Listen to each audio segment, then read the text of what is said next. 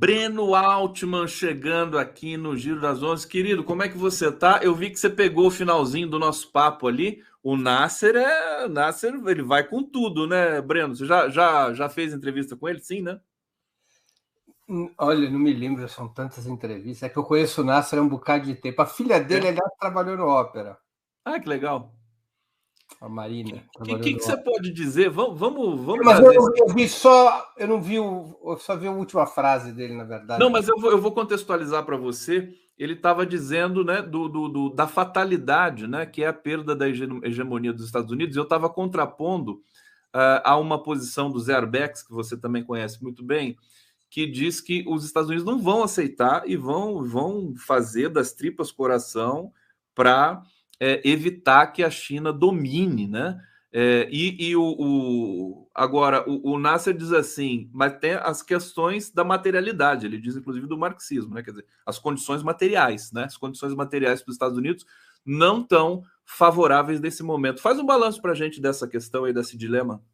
Olha, nós temos que levar em conta a perspectiva histórica da decadência dos impérios. O Império Romano entrou em decadência e só foi terminar 1000 anos depois. Né? Então, os impérios, eles funcionam a partir das suas reservas acumuladas, não é apenas em função da situação conjuntural. A situação conjuntural é muito complicada para os Estados Unidos, é fato, mas os Estados Unidos possuem enormes reservas. Reservas militares, reservas econômicas, reservas culturais, até reservas idiomáticas. Os impérios são hegemônicos quando eles são capazes de tornar o seu idioma hegemônico. Olha que coisa curiosa. Isso a China está muito, mas muito longe de conseguir. A Grã-Bretanha fez o serviço antes para os Estados Unidos, tornou o inglês uma espécie de idioma universal, porque sem você controlar o idioma, como é que você controla a hegemonia cultural? Como é que você controla o cinema? Como é que você controla a literatura? Tá? Então, os Estados Unidos têm enormes reservas que não podem ser subestimadas. A tendência é o declínio dos Estados Unidos como potência hegemônica? Eu não tenho nenhuma dúvida. Agora, entre esta conclusão e um diagnóstico de que isso vai ocorrer de forma acelerada, aí vai uma enorme diferença, Conde. Uma enorme diferença. Né? Vamos pegar do ponto de vista do funcionamento do capitalismo atual. A chamada economia de plataforma, ou seja, as grandes empresas da tecnologia de informação. Das 10 maiores empresas nessa área, 9 são norte-americanas. Né? Google, Meta, Twitter, Apple e assim por diante. Só uma é chinesa, a Huawei. Mas Então, eles estão avançando, né? Inclusive teve a crise claro, do TikTok lá nos Estados Unidos. Né? claro, mas eu sei dizer, as reservas dos Estados Unidos não podem ser subestimadas. Não podem ser subestimadas, inclusive as reservas militares. O Putin subestimou as reservas militares dos Estados Unidos na guerra da Ucrânia. Ele considerava, aparentemente, e nós que analisávamos a guerra também, de que seria um passeio à Rússia na Ucrânia. Seria uma guerra rápida, dado o poderio militar russo. Mas, mesmo sem envolvimento direto na guerra, apenas com fornecimento de armamento sofisticado, em larga escala, os Estados Unidos equilibraram a guerra. É verdade que a Rússia tem predomínio no campo de batalha. É verdade que a correlação no campo de batalha é favorável aos russos, mas os russos não conseguiram liquidar a fatura. Por que não conseguiram liquidar a fatura? Porque o exército ucraniano foi abastecido em larga escala pelas reservas militares dos Estados Unidos e da OTAN, que se mostraram de largo espectro e que tornaram a guerra uma guerra longa. Então, não podem ser subestimadas essas reservas. Tá? Os Estados Unidos, embora uma potência declinante, eles não estão pela hora do gongo. Ou seja, nós não vamos assistir um desmoronamento sem resistência, sem luta. Isso não vai acontecer. Isso não vai acontecer. Breno Altman, aqui deixa eu trazer a Maria Noemi dizendo aqui, por essas e outras análises, que o Breno é, para mim, um dos mais conceituados analistas do nosso tempo. Muito grata por trazê-lo ao Giro. Eu me lembrei agora do Raduan Nassar, que é um queridíssimo, ficamos amigos, e ele também gosta muito do Breno. Quando a gente estava conversando, eu falava do Breno para ele assim, falava, o Breno, ele gosta de ouvir o Breno. Está aqui Eduardo Fadini. Breno, fale sobre políticas públicas para a classe média. A maioria da classe média hoje paga aluguel, facilitar financiamento de imóveis até 500 mil, por exemplo, seria um bom caminho. Espera aí, Breno, tem uma questão aqui, eu vou trazer a Eduarda Fadini, a gente vai vir para o Brasil agora, sair um pouco do cenário internacional. O Carlos Alberto Veloso Lopes está dizendo aqui, PSOL votou contra a proposta do arcabouço fiscal, contra a urgência, né, no governo Lula, traindo a confiança. Espero que depois não venha se vitimizar novamente. É oposição nos atos e na falácia aliado. Alisa a cabeça e esfaqueia o tronco. Olha que violência, Carlos Alberto. Não é real. E a informação não é real. O PSOL não votou contra o arcabouço fiscal. O PSOL votou contra a urgência no arcabouço fiscal. São duas votações separadas. Uma é se haveria tramitação normal do arcabouço fiscal, passando pelas comissões e dando tempo para debater o relatório final, que não é o relatório do governo, é o relatório de um deputado do PP da Bahia, do partido do Lira. Então, o PSOL votou contra a urgência. O que quer dizer a urgência em termos parlamentares? Ela determina a possibilidade de um projeto não passar pelas comissões e ir diretamente ao plenário, que é o que ocorrerá. O projeto irá diretamente a plenário no dia 24 de maio, na próxima quarta-feira. Então, é isso que foi votado.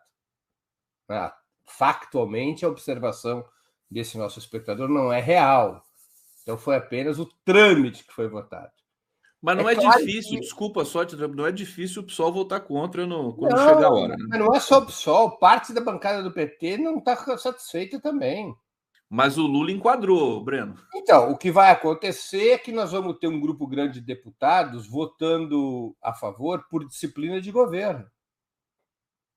O relatório do Cajado é muito ruim. É muito ruim. Não é ruim, é péssimo.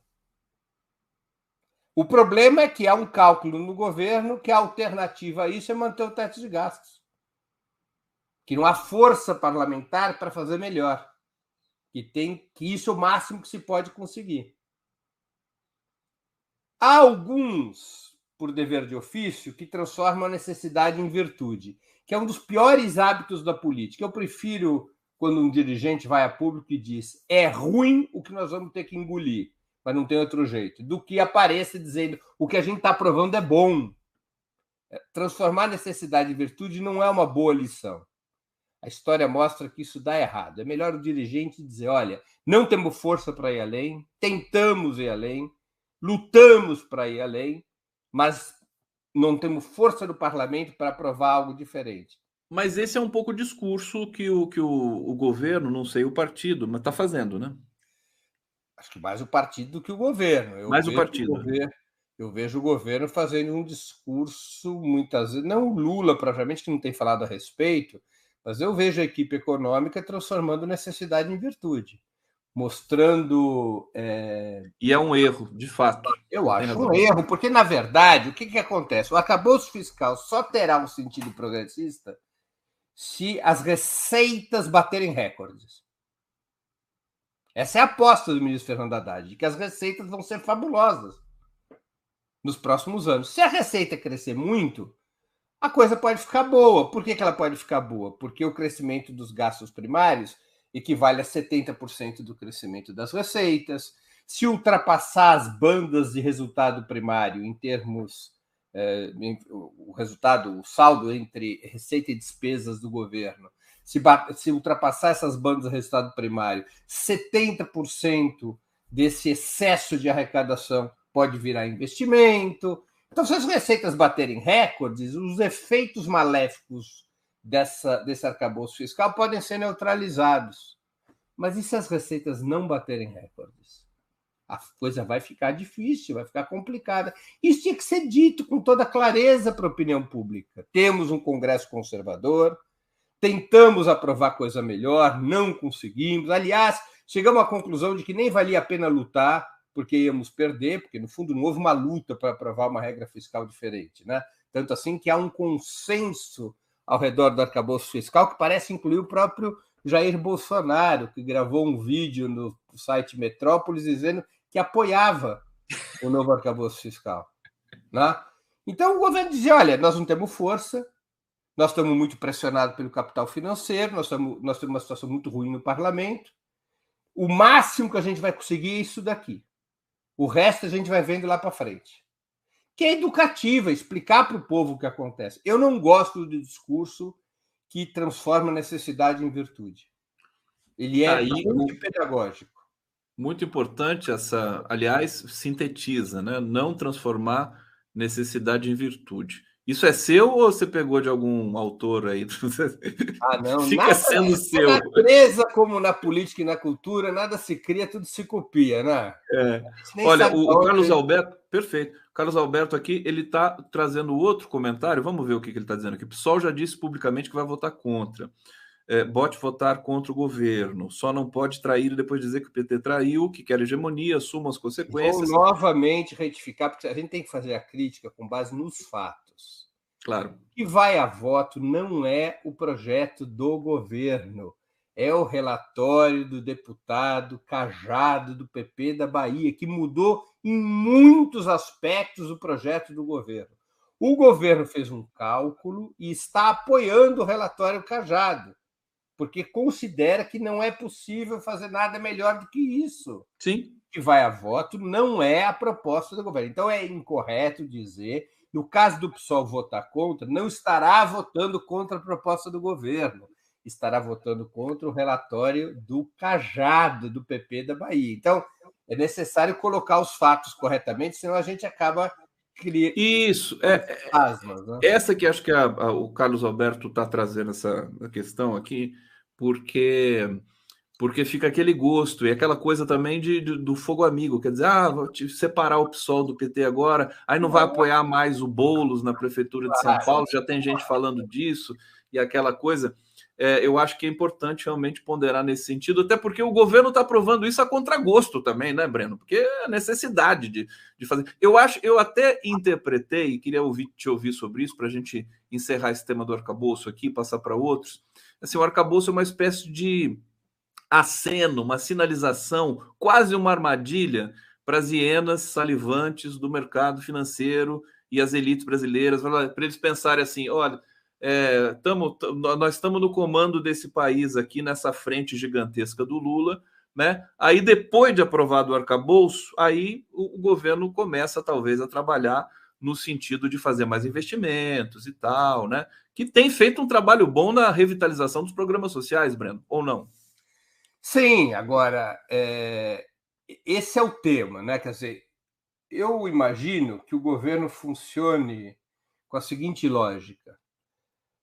Temos que resolver o curtíssimo prazo. Então, primeiro foi a PEC da transição, que resolveu 2023.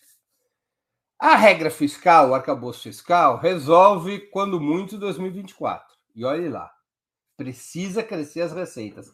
Se as receitas não crescerem, o que nós teremos em 2024, ano eleitoral, será uma bola de ferro no pé.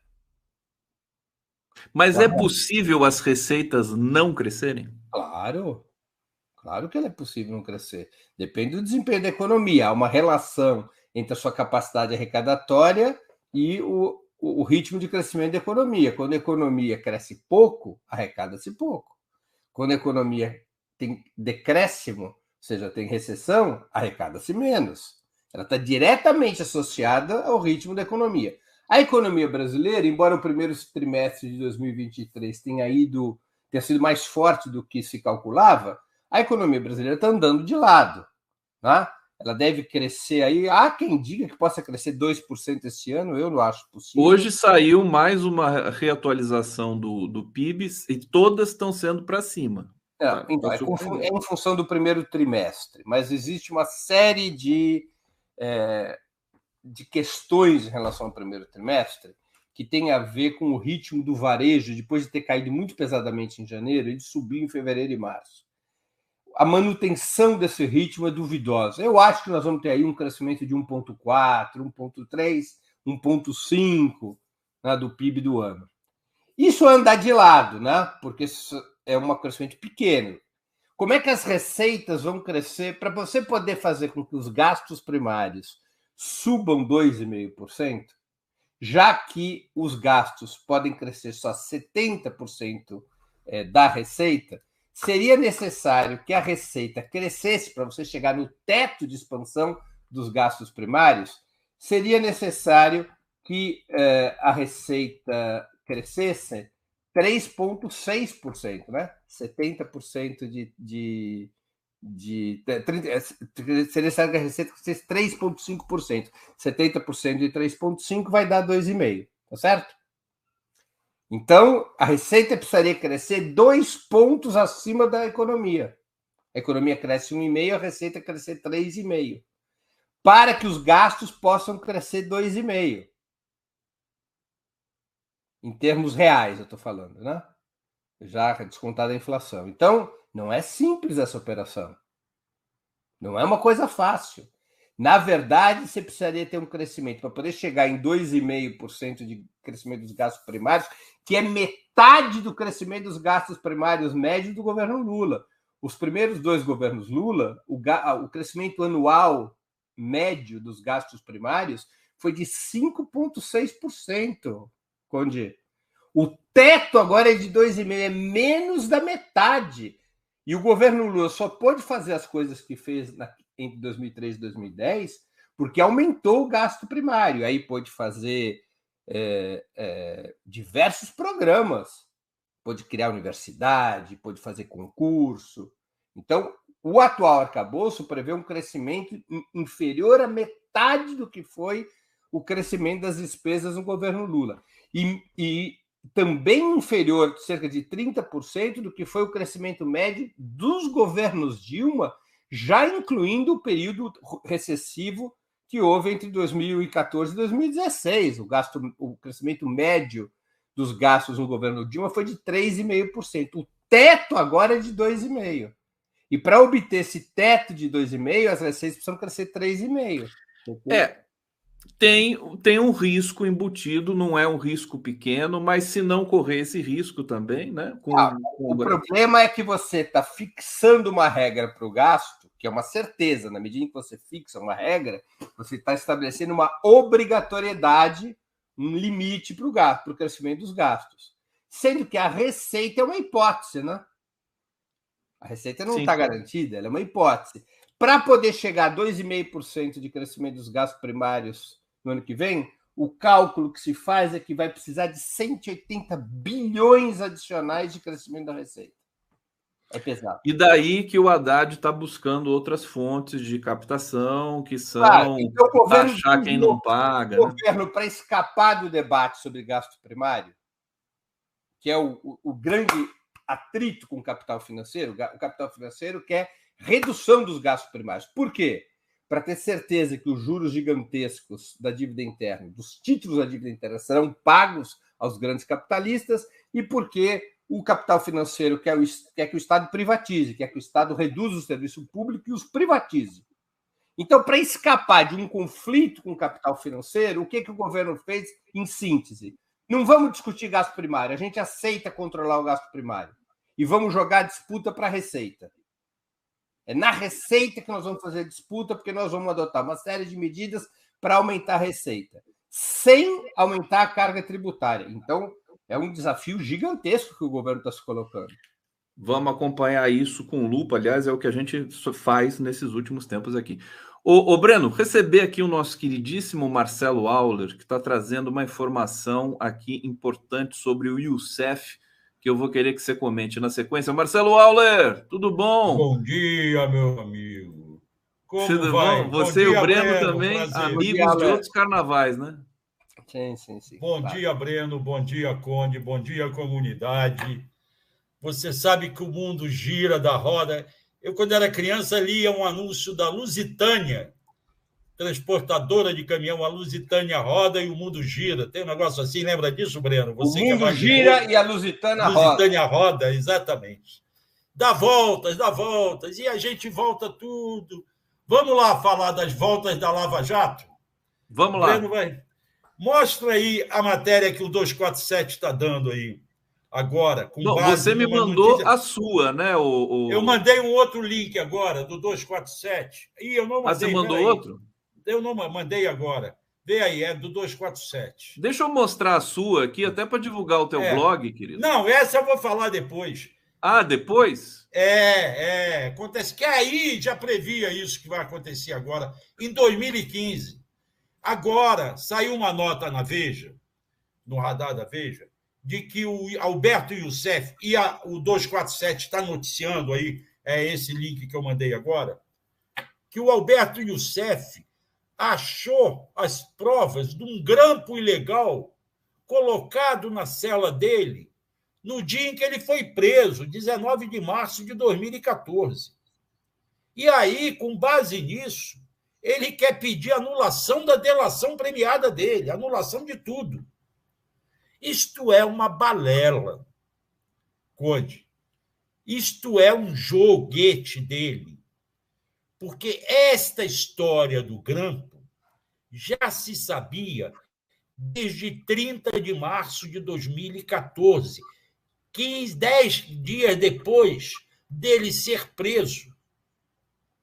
Ele localizou esse grampo, como mostra a foto, que está na matéria da Veja, que deve estar na matéria do 247, e está naquela minha matéria. Eu estive em Curitiba pela primeira vez em julho de 2015, um ano depois. E aí, em agosto, eu escrevi essa matéria. Essa matéria tem uma foto mais embaixo, que você vai ver, é o Youssef mostrando os apetrechos do grampo que ele tirou. Mais para baixo, sobe mais a matéria, se você puder. Eu acho que tem uma foto dele aí. Aí, os apetrechos. Ele tirou isso e mostrou no parlatório para o advogado dele. O advogado dele é o Figueiredo Basto. Eles sabiam desse grampo. Figueiredo Basto, nesta época, me falou o seguinte: se confirmarem que o grampo é ilegal, vou pedir anulação de tudo. E isto foi o que ele me falou. Aí ele me disse uma outra frase que explica por que ele acabou não fazendo nada. Ele disse que o cliente dele estava num paraíso e os outros estavam tentando se salvar no mar. Eles descobriram o grampo. O grampo teria condições de anular todo o processo da Lava Jato, porque era um grampo ilegal, sem autorização do Sérgio Moro. Foram os delegados que colocaram o Igor Romário, o superintendente e o Márcio Adriano. E a Érica recebia o material do grampo.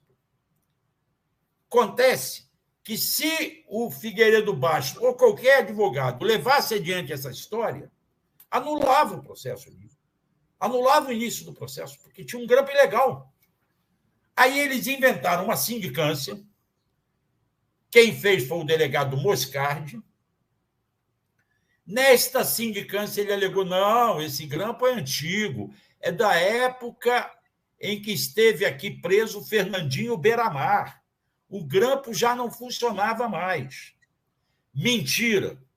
O aparelho usado como grampo foi distribuído pelo Departamento de Polícia Federal às superintendências, inclusive aquele aparelho para a Superintendência do Paraná, depois da saída do Fernandinho Beiramar, lá da Superintendência do Paraná. Ou seja, o equipamento chegou depois. Então, não podia ser o mesmo equipamento. A história só ganha uma reviravolta, mas, a princípio, ficou valendo o grampo ilegal. E o Figueiredo Basto e o Alberto Youssef aproveitaram isso para fazer o quê? Para negociar a delação premiada do Youssef. que era a segunda delação premiada. A primeira foi na CC5, lá atrás, 2003, 2004. Nós estávamos em 2014, quando foi esse grampo, quando houve a Lava Jato. E ele não poderia, como ele quebrou aquela delação premiada, que ele prometeu que não se meteria mais no dólar paralelo, nas negociatas, na remessa ilegal de dinheiro, e ele cometeu isso tudo em 2014, ele não poderia ter mais direito a nenhuma delação, nenhum acordo. Mas o Moro passou por cima, fala. Então, o que vai acontecer com esse processo agora, Aula? Você tem essa informação? Eu não sei. Ele quer recorrer e pedir anulação de tudo. Pedir anulação. Tinha que ter... Agora, sabe uma das consequências? O Collor acabou de ser condenado ontem, com base numa delação premiada do Youssef. E agora? Já notou a confusão? Confusão. Entende? E agora? O Collor foi condenado a partir de uma delação premiada do Youssef. Por que o Youssef ficou calado esse tempo todo? Porque ele, na delação premiada, ganhou direito a uma cela com televisão, com uma série de regalias, e ia sair mais cedo da cadeia. Aliás, as questões podem estar conectadas, né? A condenação do Collor com essa aparição, né, surpresa aí do Youssef. Ô, Auler, deixa eu recomendar aqui a sua matéria para todos os nossos internautas, e no 247 também. Deixa o seu recado aqui, porque eu preciso finalizar aqui com o nosso querido Breno. Vai finalizar com o Breno. Eu não sei se o Breno quer falar sobre isso, só alertando uma coisa. Esta história do grampo ilegal já se conhece desde 2015, quando foi feita uma nova sindicância e concluiu-se que a sindicância foi falsificada e havia o grampo e havia a transcrição de todas as conversas. O Youssef esperou passar todo esse tempo para agora se basear naquilo que já se sabia desde 2015. Quer comentar, Breno?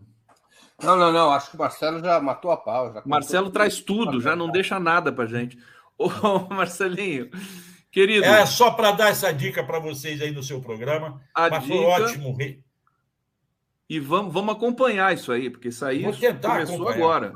Né? Mas foi um prazer encontrar vocês dois. Eu volto aqui para as minhas CPIs aqui em Brasília, que vão rolar feio agora aí, tá? Breno, prazer te encontrar aqui. Marcelo, um gosto. Marcelo grande abraço, Auler Conde. Aqui. Um abraço. Tá aí. Ô, Breno, o Auler me fez lembrar o seguinte: 4 CPIs. 4. É isso, né? Futebol, né? A do MST, do 8 de da janeiro, Americanas e dos atos golpistas. Eu acho que vão ser todas um grande fiasco, porque é muita CPI, ô Breno. O que você está prevendo para essas CPIs aí? Depende de como... o número não é exagerado do ponto de vista do funcionamento do parlamento. Eu acho que está longe até do recorde de CPI e do limite legal que pode ter. Porque eu acho que tem que ter um limite... Eu não me lembro de limite exato, se é 5 ou 7 CPIs que pode ter por vez. O problema é ver como é que... qual delas vai galvanizar a atenção da opinião pública. A gente já viveu bastante CPIs desde a redemocratização para saber que a CPI que funciona é aquela que cai no gosto do público, né? E que os veículos monopolistas de comunicação dão mais destaque. A das lojas americanas, a do futebol, eu não vejo maior repercussão. Ali precisa ver como é que vai ser tratado a CPI do 8 de janeiro e a CPI do MST. Essa sim vai haver uma disputa sobre qual que vai receber maior atenção. Se a lógica dos grupos monopolistas de comunicação vai ser triturar o Bolsonaro e, portanto, dando destaque à CPI do 8 de janeiro, ou se vai ser ir para cima do MST. E aí daí Breno, a CPI do MST.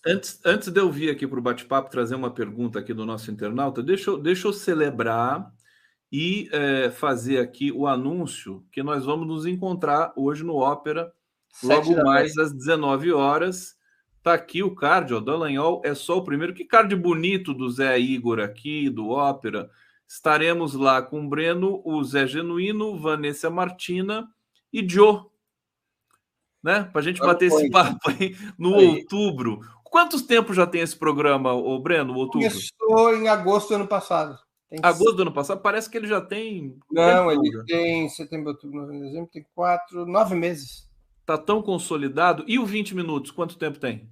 Esse já tem uns 3 anos. 3 anos, né? O Opera Mundi é fantástico. A gente está lá muito junto. Olha, a Eduarda Fadini. Breno, fale sobre políticas públicas para a classe média. A maioria da classe média hoje paga aluguel. Facilitar o financiamento de imóveis até 500 mil, por exemplo, seria um bom caminho. Eu já tinha lido aqui. E daí eu aproveito para agregar você viu o projeto Sol para Todos, que está na mesa ali do Lula, no gabinete lá, que é assim, financiar energia solar, para o kit de energia solar para uma faixa da classe média baixa. E batizaram esse projeto de Sol para Todos. Eu achei delicado e até poético. Comenta essa estratégia, quer dizer, o governo fez muita coisa para as classes mais pobres e alguém disse assim, estamos esquecendo da classe média, agora eles estão querendo fazer alguma coisa para a classe média. E aí, Breno?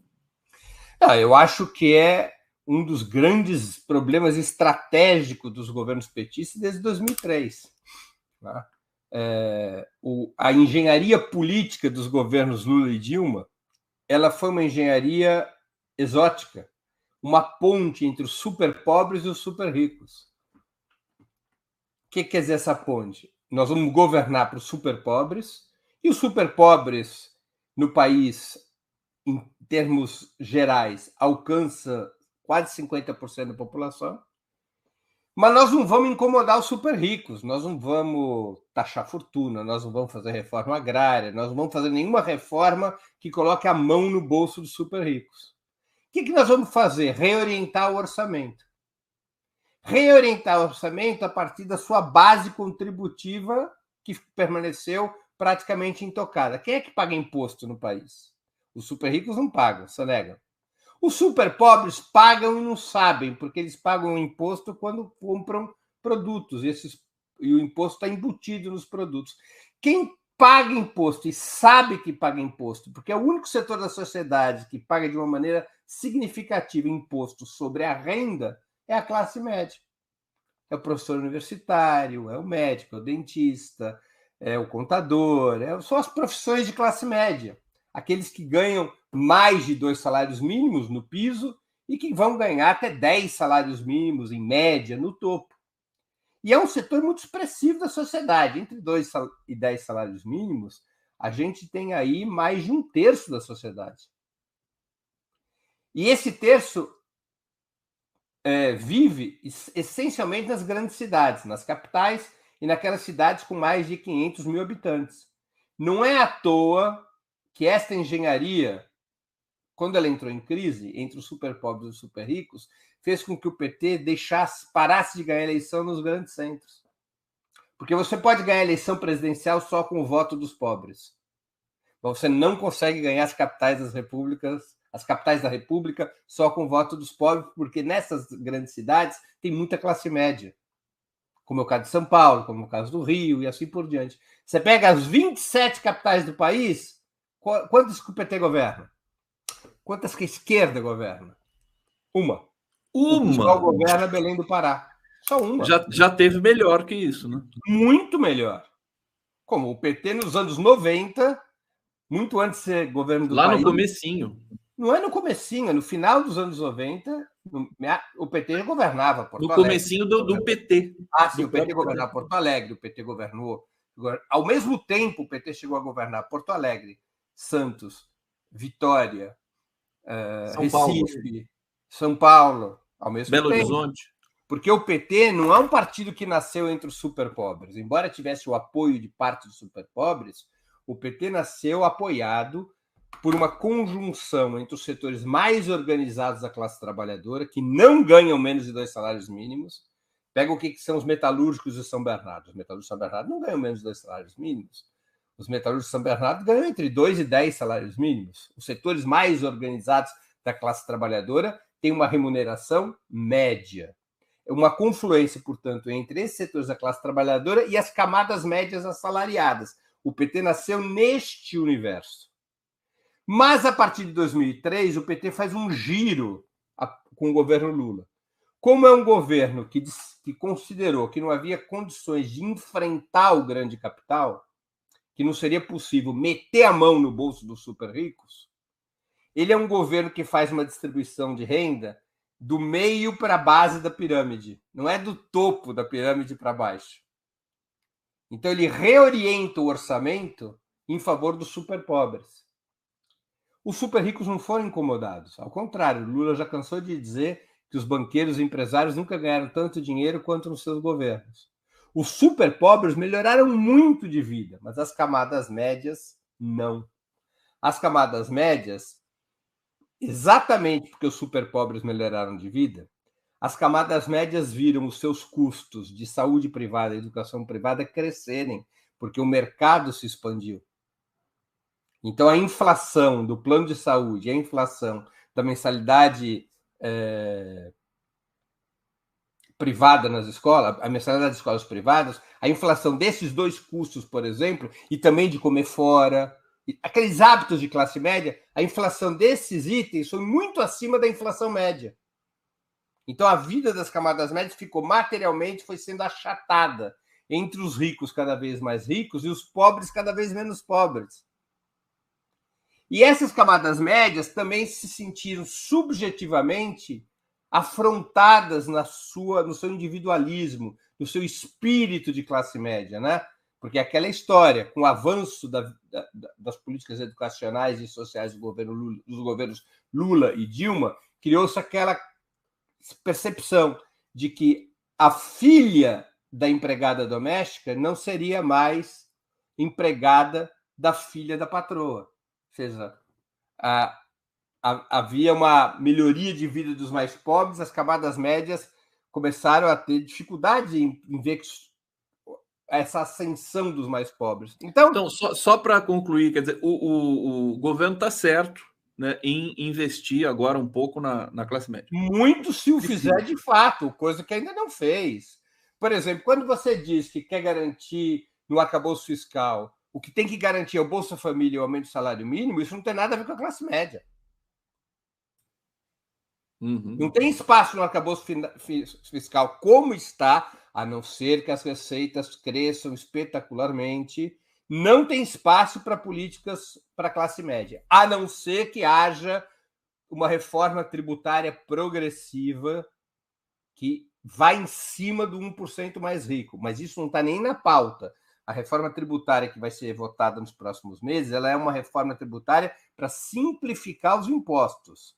Ainda não é aquela reforma tributária para discutir imposto sobre lucros e dividendos, aumento do imposto sobre herança, imposto sobre grandes fortunas, impostos sobre meios de transporte de luxo, como iates, aviões e helicópteros que não pagam imposto no Brasil. Não é essa reforma tributária que vai à discussão nos próximos meses.